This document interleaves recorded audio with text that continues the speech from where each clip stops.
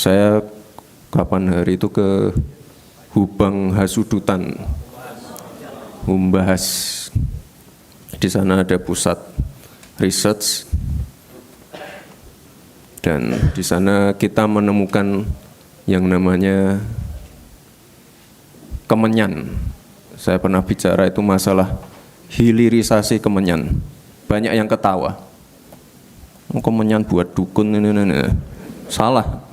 Kemenyan itu sama berharganya dengan nikel. Tapi dari dulu, ya sekali lagi kita dari dulu jualnya jual mentah. Ibu-ibu yang pakai parfum LV, Gucci dan lain-lain itu dari kemenyan. Kita jualnya mentah terus, makanya kita dorong anak-anak muda untuk riset.